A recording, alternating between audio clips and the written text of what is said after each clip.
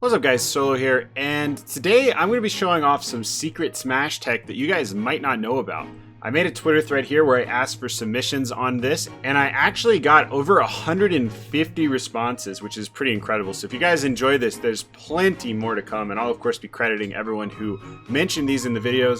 I don't claim to have discovered any of this. I do not claim to be the first person to cover any of this, but it is definitely some interesting stuff, and it's some of the more little-known tech of Smash.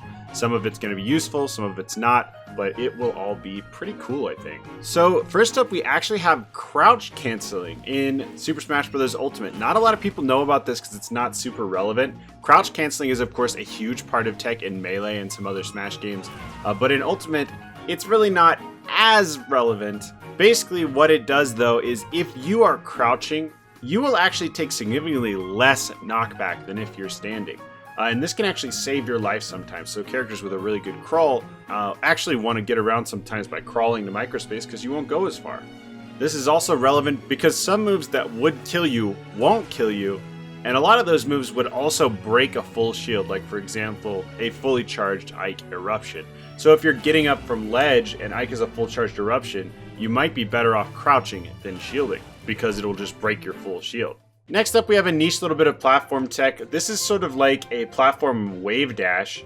So if you do a directional air dodge down immediately after dropping through a plat, you will stay on the platform and do a little wave land on it. I don't know how useful this is. It could be a niche little positioning tool, make your movement a little more ambiguous, but it's kind of cool and I like it. All you have to do here is drop through the plat, and in the first few frames of dropping through, do a directional air dodge down and you will snap back onto the plat because air dodges send you back in the opposite direction that you're air dodging a little bit before they send you in that direction.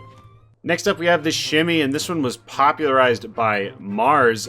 This is really easy to do. Just if you have tilt stick on, do a tilt, then hold the A button. You want to make sure that you continue holding the A button, and if you walk in the opposite direction of your tilt and tap the tilt stick in the opposite direction that you were walking, you will do this little shimmy here. Because you've been holding down the A button, you are locked out of doing a tilt until you let go of the A button. So you'll just do this funny little shimmy, and it looks hilarious and it sounds hilarious.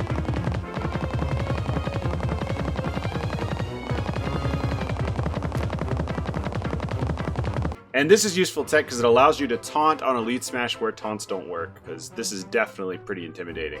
Next up, we have a really interesting one that might actually be kind of useful. Cam Steele, a Fox main from North Carolina, replied here that if you parry Fox's illusion, it's actually going to give you less frame advantage than if you had just shielded it. And this is true of quite a few moves.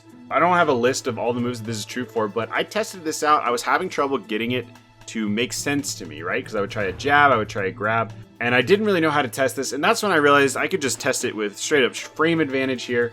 If I buffer a jump as soon as Ike is able, and I buffer a shield as soon as Fox is able, Ike's jump will come out 19 frames earlier when he shields, and only 15 frames earlier when he parries, which is really interesting. This means that in this instance, parrying actually costs you 4 frames of potential punish. In other words, Fox Illusion was minus 19 on shield here, but only minus 15 on parry. Now parrying is often still going to be superior if you can get it, because it does get you out of shield, which bypasses 11 frames of shield drop animation. But if you were planning on using an up smash or an aerial out of shield, it's actually better just to shield it and not to parry it. And that's going to do it for episode 1 of Smash Ultimate Secret Tech. If you guys like this, I have so much more. This was only 4 pieces of tech out of 157 comments, so I definitely will be doing more of these if this gets a good reception. Let me know if you liked it, and if you have any secret tech for me, please leave it down in the description below. And follow me on Twitter if you want to be a part of things like this that I announce out of the blue sometimes. Thanks so much for watching, guys. Don't forget to subscribe, and I'll see you next time.